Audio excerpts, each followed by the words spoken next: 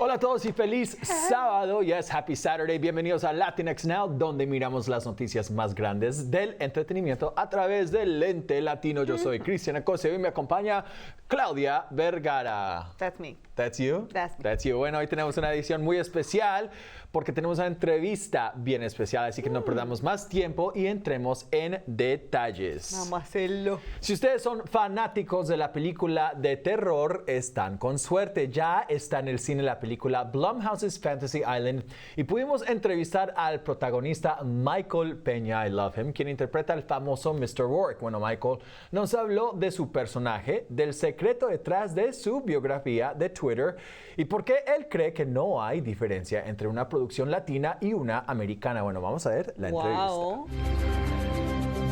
The plane. It's here. This weekend, you will be our guests.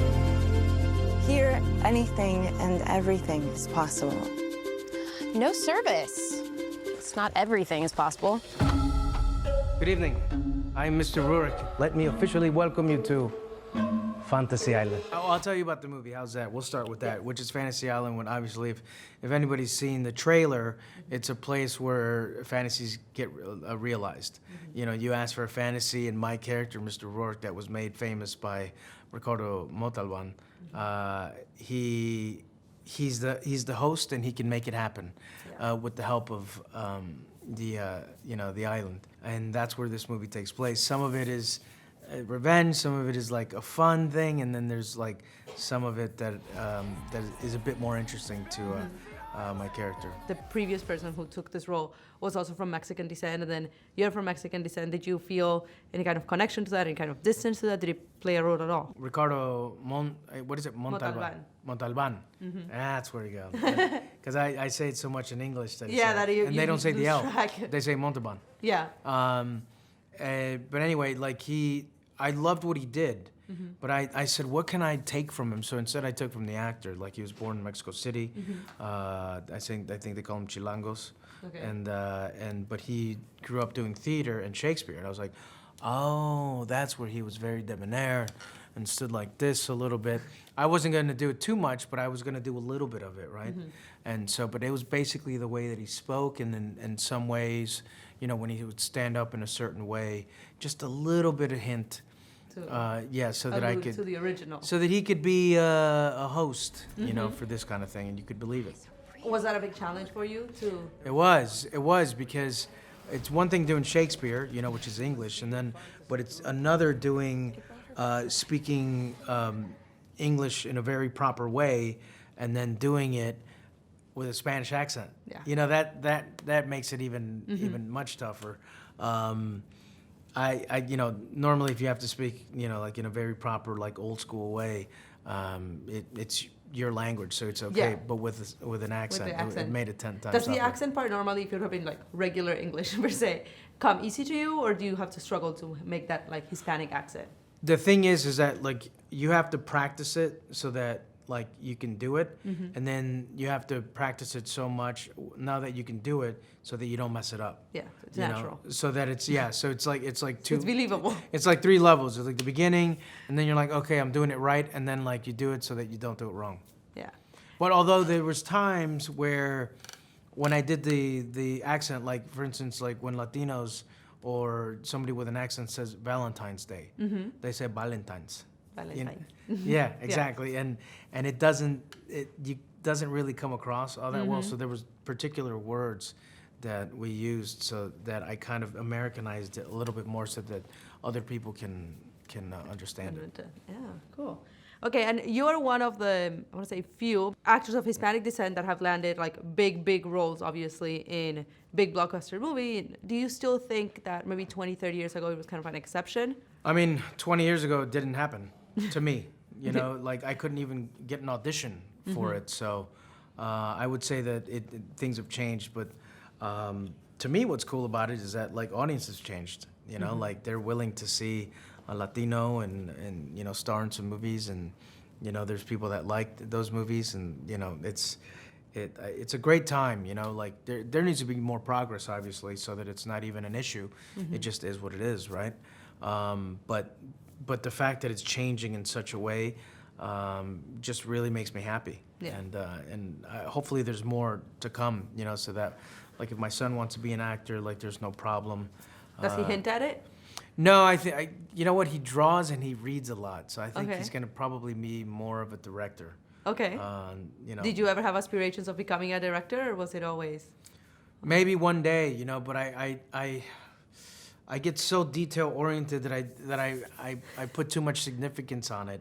And with directing, it's more about what's important, what's the most important thing, and because you know, once you get, I totally understand like a director's point of view, because once you get into a camera and you know this looks different than this, Of course. what's the best way to tell a story? And even if the camera's right there with something beautiful behind you, you want to light it in such a way so that you look like a movie all star. different elements. Yeah, you can make anybody look like a movie star. It's great, just with the right type of lighting, with the butterfly shadow and stuff like that. So Yeah.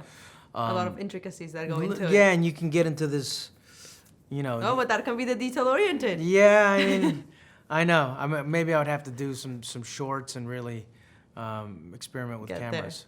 Do you feel any difference when you walk into a predominantly Latin crew or Latin set versus one in like the middle of LA? I don't.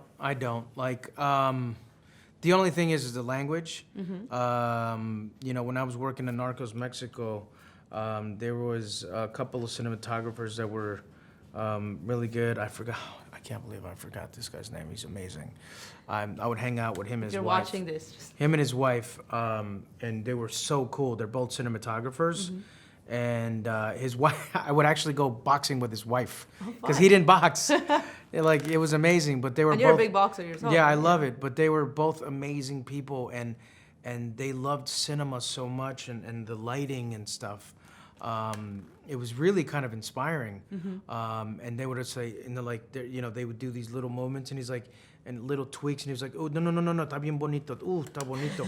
And then you see the frame, and you're like, it's Está beautiful. bonito. But she would actually be more the badass in the cars, riding, you know what I mean, riding around and stuff. So it was awesome. It was awesome. But like, passion is passion, especially when you have it for your art. Like, you know, in some of the Marvel movies and like the David Ayer movie and The Watch, you know, there was a lot of passion, and Roman, the cinematographer, definitely liked it. You know, you could do a lot with a little tweak and the lighting to change the shape of the scene. Do you use Twitter? Which is your preferred social media? I don't use Twitter. I don't use Facebook. Okay. I do a little bit of Instagram. Okay. Because are you aware what your Twitter bio is? No, It says, I used to work in a soap factory. I did. What is that about? When I was a sophomore, no, when I was a freshman in high school, I worked two Okay. full-time jobs to try to make money to get into my next year. Okay. Where were you going to school at this point? I was going to school at Marist High School, which was a prep school, Okay. and it was quite expensive for my family, so I was working a bunch. And one of my friends, his name is Joe, his dad owned a soap factory, so I worked at a soap factory. Quite a difference from working at the soap factory to Exactly. filming in Fiji. Exactly. And then golfing with Tiger Woods and A-Rod. Yeah. And all of that. A-Rod was awesome. You know what? And it's so nice. Like, A-Rod is such a smart dude. Like, he was commenting on the World Series, and it's amazing to see that transformation. Like, you know, yeah, he was a fantastic baseball player. But, like, for him commenting, it's just like, it's really doing great for the Latinos. And, you know, you just... El apoyo, no? You just want to support that kind of person. Plus, he was super nice. Yeah, and him and J-Lo, they're like the power couple. She was at the Super Bowl, he's over here, and like they both seem always like super. Yeah, down to how earth, great is that? and Like crazy power couple. That was all. Well, thank you so Okay, much. thank you. Yo amo a Michael Peña, yo soy muy fan de él porque, no, la verdad que sí, porque en realidad ha representado súper bien a la comunidad latina desde ya hace muchísimos años. Es más, o sea, yo me acuerdo como de su papel en Ant-Man, que, bueno, la verdad no fue como el protagonista, pero sus momentos, o sea, chistosos de comedia en esas películas eran como que, wow, se robó el show. Pues yo no me he visto esa película, pero lo que sí me encanta a mí son las películas de terror. Yo no de soy- miedo, de suspenso, todo me fascina, me No, encanta. Pero ¿sabes no. por qué a ti Yo no soy tan fan Pero de ¿sabes por qué a ti películas de terror. Porque todo malo es cobarde y usted es malo. Entonces por eso le da miedo. Pero- A mí no me da miedo porque yo soy buena.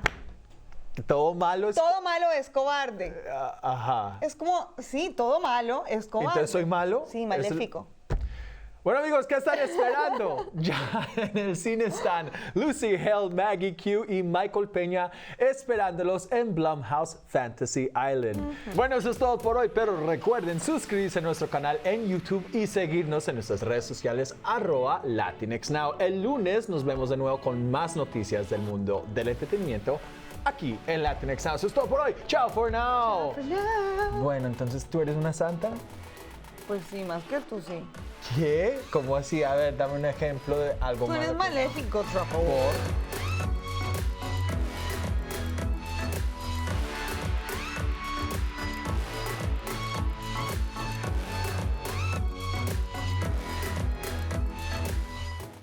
Pues ya que estamos en el mes del amor y la amistad, Una de las maneras que nos puedes demostrar amor es... Suscribiéndose. así es. Es I gratis. love you, we love you.